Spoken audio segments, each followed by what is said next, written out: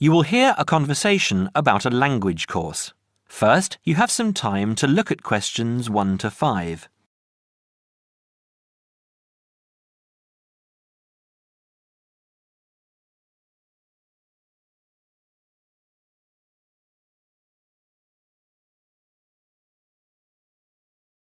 You will see that there is an example that has been done for you. On this occasion only, the conversation relating to this will be played first. Good morning, Borgheimer Language Courses. How may I help you? Oh yes, I contacted you some time ago about following a German course in Germany, and you advised me to take your placement test before we go any further. Well, I've done that now, so I'd like to go ahead with booking the course for this summer, if that's possible. Certainly, sir. You said you took the placement test. What was the result? I was placed at the O3 level. O3. Right. That's lower intermediate. Fine, Mr. The answer is Level 3 or lower intermediate, so the course level has been filled in for you. Now we shall begin. You should answer the questions as you listen, because you will not hear the recording a second time. Listen carefully and answer questions 1 to 5. Petterson. John Petterson. Could you spell that for me, please, Mr. Petterson? P-E-T-T-E-R-S-S-O-N.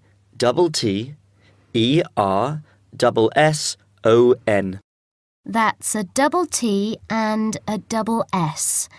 Am I right? That's right. Now, could I ask you where the course takes place? Well, we offer courses in Hamburg and Berlin. For your level, there's never a problem. There are always plenty of people for the intermediate classes. Oh dear. Does that mean that there might be a lot of students in my class? I wouldn't be very happy about that. No, don't worry, Mr. Petterson. The maximum class size is 12, but I've never known there to be more than 9 or 10 in a class. It could even be 5 or 6. Good. Actually, I'd prefer to study in Berlin. And how long is the course? 3 weeks, 5 hours a day. 2 hours only on Saturday. Sundays free. I see. And what about accommodation? There you have a choice, Mr. Petterson. You can either stay with a German family who are used to having such guests, or you can stay on the university campus, or we can book you into a nearby bed and breakfast. Is there a big difference in price? Not really. Staying with the family works out the cheapest, and the bed and breakfast is a bit more money. Staying on the university campus comes somewhere between the two price-wise, but Berlin is not too expensive anyway. Which do you recommend? Well, if you want to practice your German and be part of a German family, I would recommend staying with a family. Our families are all hand-picked, and we've never had any sort of complaint. Yes, I'll probably do that then. What are the dates of the course? The first summer course starts on the 1st of June in Hamburg and a week later in Berlin, which is what would concern you as you have chosen the Berlin course. That's the 8th of June. The next course would begin on the 2nd of July and then... The 2nd of July course would be perfect for me. Can you put me down for it now? Certainly, Mr. Petterson. Can I have your address, please? 26 Mayfield Drive, Orpington, Kent. I'm afraid I can't remember the postal code. Don't worry, Mr. Petterson. I'll check on it. Before you hear the rest of the conversation, you have some time to look at questions 6 to 10.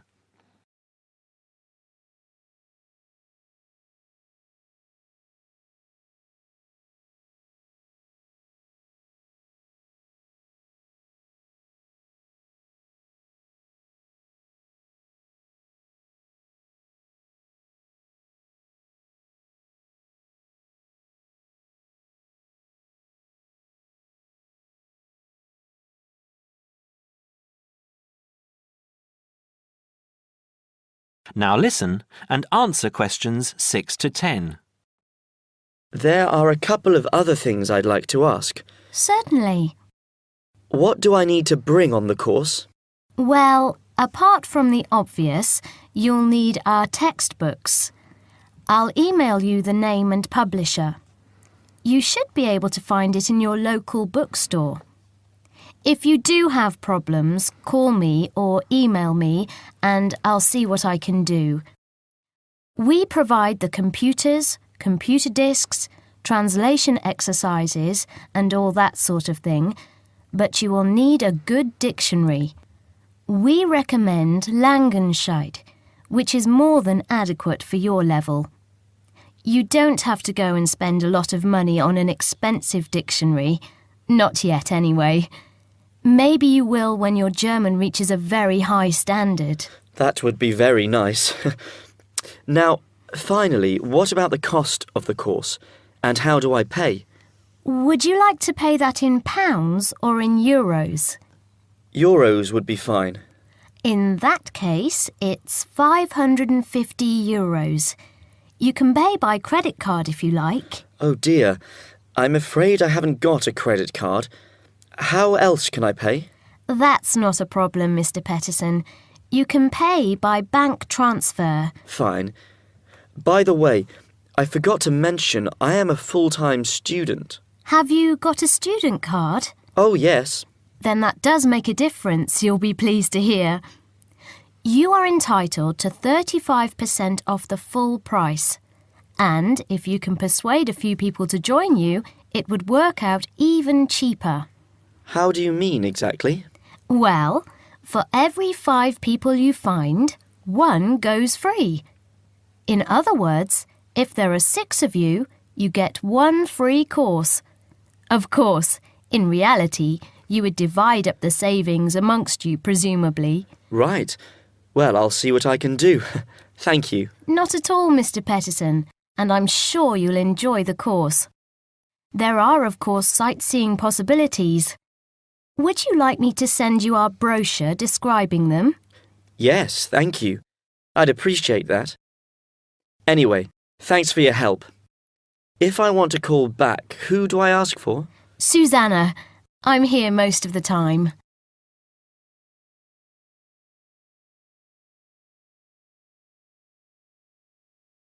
That is the end of part 1.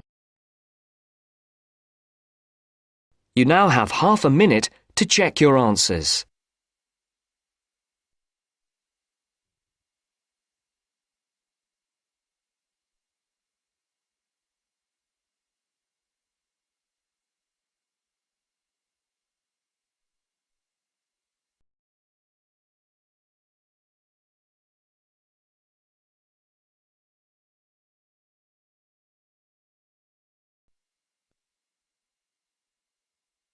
Now turns to part 2. Part 2. You will hear a guide giving instructions to a group of international students in Canada preparing for a whale watching trip. Before you hear the talk, you have some time to look at questions 11 to 16.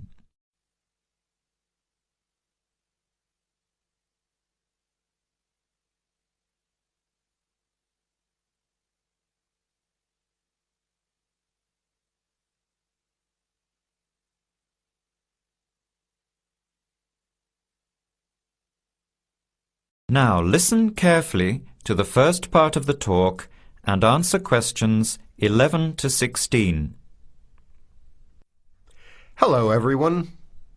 Glad to see so many happy faces on this wild and windy day. Are you all ready to go looking for whales? I'm Tony, and our other guide today is Dale. We'll be using these 2 rubber boats you see here, and our trip today will take 3 hours. In a few minutes, we'll be heading into part of the largest temperate rainforest of the Pacific Northwest. I'll show you our route on the map here. This is where we are now. We'll be leaving the sheltered bay and heading out across the mouth of the bay toward the open water. As you know, Last night there were strong winds in the area, so we can't go out into the ocean as we had planned. Near the mouth, the water will be quite rough. That's where we are most likely to spot orcas, or killer whales as they are also called. After crossing the mouth of the bay, we'll enter the calmer, shallower waters. This is where you look for grey whales. Then we will continue up this narrow inlet close to the shore. You will have a great view of giant fir and cedar trees that have never been logged. Here is the place to watch for wildlife. You are likely to see bears along the shore and eagles in the sky overhead. Right at the back of the inlet here are the hot springs where we will be stopping for an hour. You can have a soothing soak in bubbling hot water before the return trip. I'll tell you a little bit about the whales now, because with the noise of the wind and the engine, you won't be able to hear much out there. As we head out in the boat, we will probably see dolphins first. They are a grey colour and quite small, 1 to 2 meters long. They will swim right beside the boat, racing along and sometimes jumping out of the water just ahead of us. They swim very fast, and they are playful and curious. They're really fun to watch. The next ones we'll see are orcas, or killer whales, which are actually members of the dolphin family. They are 7 to 8 meters long, very fast, and they have sharp teeth. Some stay in these waters all year round. We identify them by the distinctive black and white color. They feed mainly on salmon in these waters, but the orca diet can include seabirds, seals, dolphins, and other mammals. They can be fierce hunters, and this is why they are called killer whales. We should start watching for them as soon as we get out toward open water. We're likely to spot the orcas from a considerable distance. Watch for the black and white marking and mist spouting from the blowholes on top of their heads. Just outside the inlet is where we will probably see grey whales. The greys are migratory. They pass through here twice a year, moving from far in the north where they feed to the warm southern waters where they breed. You are very lucky today because several have been reported in the area. Unlike the orcas, greys are solitary, except when you see a mother with a calf. The grey whales are much longer and heavier than the orcas, 14 meters long, and weighing up to 30 tons. The grey whales are filter feeders, gathering tiny ghost shrimp from the sand at the bottom. We recognize greys from their tail fins because each one is different. Once we find the whales, we'll come up as close as we can safely. We are allowed to approach the whales no closer than 50 meters, but that feels pretty close when you are in the presence of animals this big. You'll see mist coming out of the blowholes when they breathe out, and you'll hear a loud hiss. If we are downwind, we might even be able to smell them, a strong, fishy smell. Before the talk continues, you have some time to look at questions 17 to 20.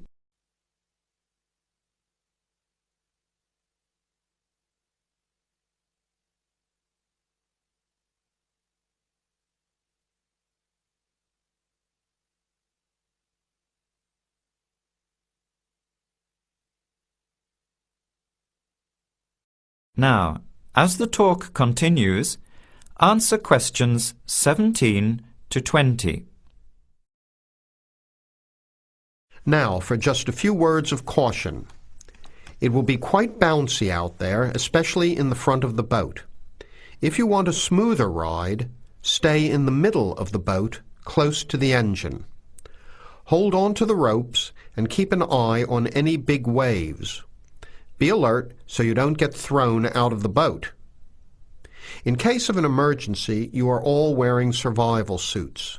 They'll keep you warm and dry in or out of the water. They are bright orange for visibility.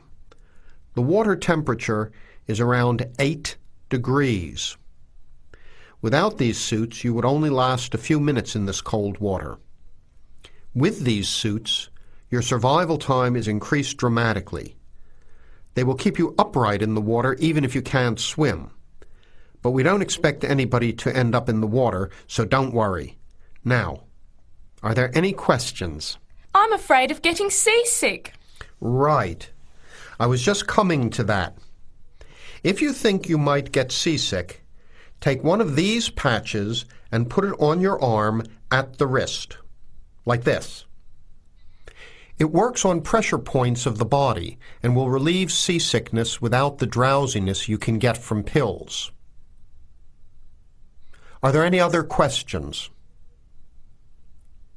All right then, let's start loading up the boats. We leave in 5 minutes.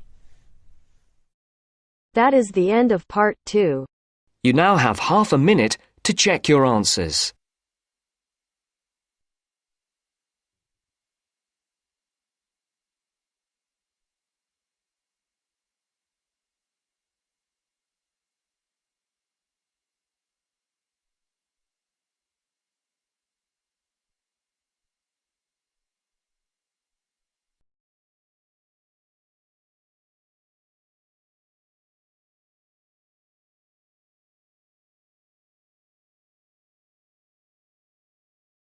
Now turns to part 3. Part 3. You will hear two friends discussing what to study at Mitchford University. First, you have some time to look at questions 21 to 27.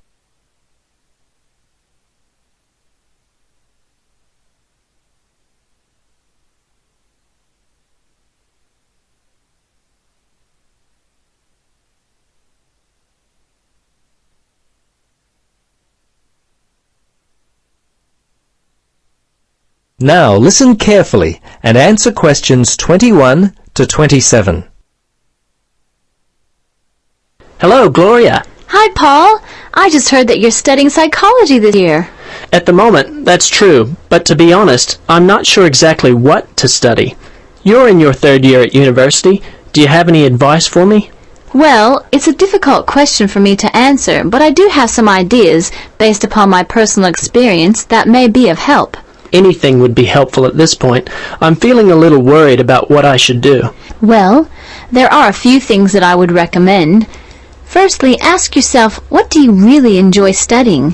For example, maths, English, science? This will help you decide what course you should do. The university handbook lists all the courses available. You should take some time to look at it. A couple of my friends spoke with recent graduates of courses which took up a lot of time. Another thing which took a lot of time was an interview at the Dean of Academic Affairs office. They're always so busy there. Unless you've got a lot of time, I wouldn't bother with either of those ideas. Okay. Gloria, I understand there are some excellent publications that I can look at which will help answer my questions. But the trouble is, I'm having a real hard time locating them. Do you know where I might be able to go? Yes, I encountered this very same problem when I was deciding on what to study. I managed to locate a few excellent books that really helped me to decide what was best for me. Now, some of the details will be a little inaccurate. That's no problem. If you could just remember the titles, I'll be able to look them up at the university library. Now, let me just get my pen. Okay, ready? All right. The first book I found was What Should I Do? It was written by Paul Smith, and I believe it was published in 2000 by Smith Brothers. I think this was the best book I read, although Judy Newton's Choosing University Courses was also an excellent help for me. Can you remember what year that one was published? Let me see. Most of the books I read were published around the same year, 2000, I think. I can't remember who published it. I think it was Printers Limited. You'll have to check that one out yourself. No problem. This is just what I've been looking for. Anything else you could recommend? Yes, there was one other book which I remember because my cousin works for the publishers Brown and Tate. He started there in 2002. Anyway, the book's called Surviving University and was written by Julie White. It's an excellent book, which came out in 2004. I certainly recommend it. Before you hear the rest of the conversation, you have some time to look at questions 28 to 30.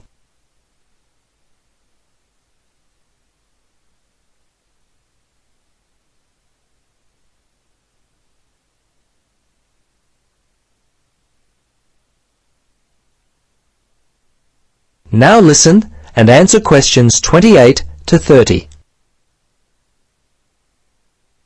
Gloria, this discussion has been so helpful. I wonder if I might ask one more question. Sure. What would you like to know? Well, I'm wondering why you finally decided to study psychology. Well, what helped me to decide was my interest in working with people. I think that's what you've got to really decide in your own mind. Do people give you energy or do they drain you of energy? I asked my friends what they thought of my idea, and most of them thought it was a good choice. Yeah, you know, I think my parents or family members who know me well would be a good place to start. I think if you like to research subjects, you might prefer to work by yourself. That could help you to decide what area you should study. For me, I like working with numbers, and I knew psychology involved a lot of this, so that also helped me to choose my course of study. The bottom line is you've really got to know what you naturally like to do. Once you work that out, you simply choose areas of study that relate to those things. Well, Gloria, I can't thank you enough for your time. Would you be interested in joining me for a coffee?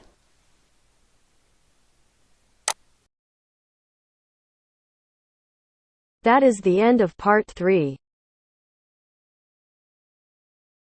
You now have half a minute to check your answers.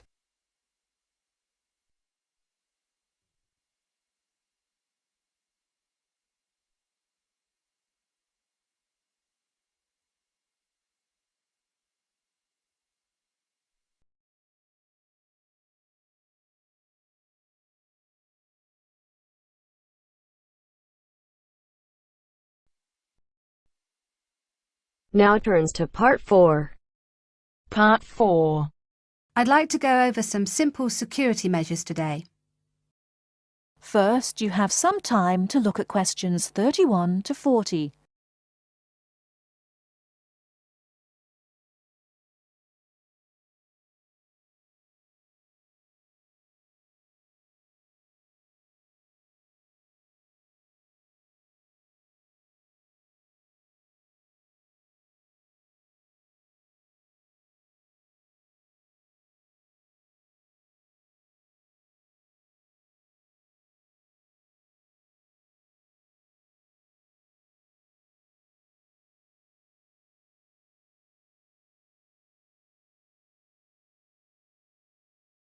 Now, listen carefully and answer questions 31 to 40. Hello everyone. I'd like to go over some simple security measures today. As you all know, there have been a few small incidents with students' possessions being lost or stolen, and as the student representative for Middlesex Hall of Residence, I'd like to remind everyone of a few simple things we can do to make our accommodations safer for everyone, and to remind everyone of the security measures already in place. First of all, I'd like to go over what security measures are already in or around the halls of residence. As you turn off the road into Middlesex Hall, there is a security barrier for people arriving by car. Students, or anyone else for that matter, have to report to security through the speaker before they can even enter the car park. Once they're in the car park, we have CCTV, that's closed-circuit television, linked directly to the security office, so that anyone coming into the front entrance via the car park can be seen by the person on duty. We also have cameras around the Hall of Residence. The film from the CCTV is kept by security in case there is a problem and we need to send the film to the police to help identify the person. So, barriers and CCTV. In addition to these, there is security lighting in the car park and around the Hall of Residence, which is on from night to morning. These security measures are there to help, but the really important thing is the front entrance. At the front entrance is a keypad lock. Now, as you all know, to open this you need your student card and the 4-digit security code. As you also know, you should not give this code to anyone you do not know, and you should never let anyone into the Hall of Residence. Remember that for all the security measures we take, if you let someone into the hall, then anything we do to keep students' possessions safe will not help. After the front door, we have the reception desk. Now, this is manned 24 hours a day, but the security guard has a lot to do and may not be there all the time. If you need to call security, go to the nearest phone or call on your mobile. The number is 9666, and they will be with you as soon as they can. The next thing I want to mention are your own personal security measures. By this I mean the locks on your room door and window, your personal alarm and the university bus. All student rooms have a swipe lock that we open with our student cards. Do not leave your room door unlocked if you're going out for a long period of time, and do not leave your card in a place where someone can pick it up and enter your room. This is, of course, common sense, but people still leave their rooms unlocked and still leave their cards around. The next thing is your room window. Everyone has a key for their window, and everyone should try to keep their windows locked when they are out of the building. However, the security guard has told me that he often finds windows open, and even worse, he finds windows open on the ground floor. Please don't do this. It's an invitation to a burglar to enter the hall and take people's things. Finally, 2 more items: personal alarms and the university bus. Now, the Students' Union gives every student their own personal alarm if you go to collect it. A personal alarm is something that gives out a loud noise if you press it when you think you may be in danger. It lets people know where you are and that you need help. The second thing you can do is use the university bus. It takes students from the campus to the town and to other places on campus. It goes every half an hour and it's free, so please try to use it, especially after dark. That is the end of part 4. You now have half a minute to check your answers.